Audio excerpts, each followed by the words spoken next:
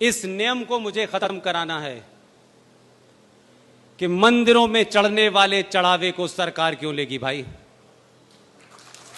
ये चढ़ावा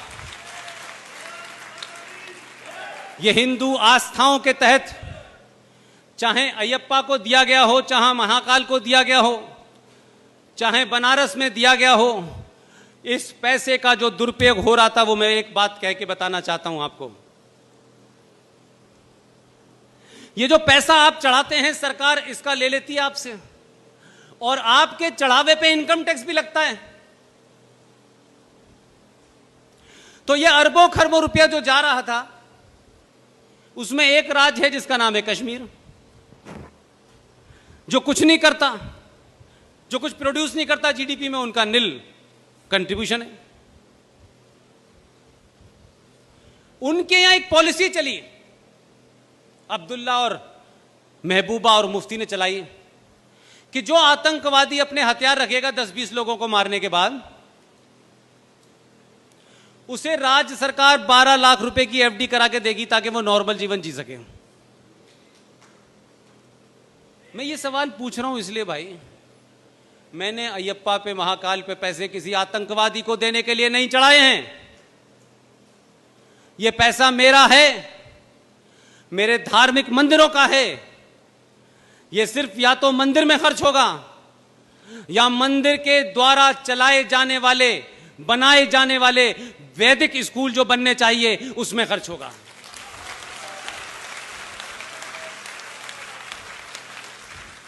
यह पैसा जो भारत सरकार का एक कानून है कि हिंदू अपने धर्म की शिक्षा नहीं दे सकता, हिंदुओं के शिक्षा संस्थानों के अंदर सरकार तय करेगी, लेकिन मुसलमानों सिखों में नहीं तय करती।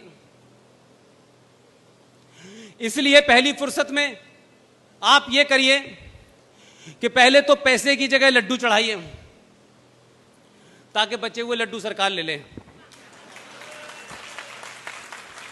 और दूसरा इसके लिए मुहिम चलाइए कि ये पैसा सिर्फ और सिर्फ सनातन धर्म को बढ़ावा देने के लिए, उस संस्कृति को बचाने के लिए, वैदिक और वेदों को पढ़ने और पढ़ाने वालों पे खर्च किया जाएगा। इसके अलावा किसी पे खर्च नहीं किया जाएगा।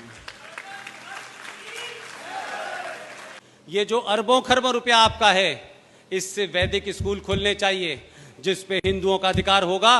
वो वैदिक और वेदों की इसके ऊपर शिक्षा मिलनी चाहिए, तो कि हमारा युवा हम कह सकें। वो हमसे पूछता है कि आप ही ने मुझे डॉन बॉस्को स्कूल में डाला है, आप ही ने मुझे सेंट जेवियर में डाला है, अब आप मुझसे उम्मीद करते हैं मैं सनातन सतगिनती जानूं। तो गलती हमारी है,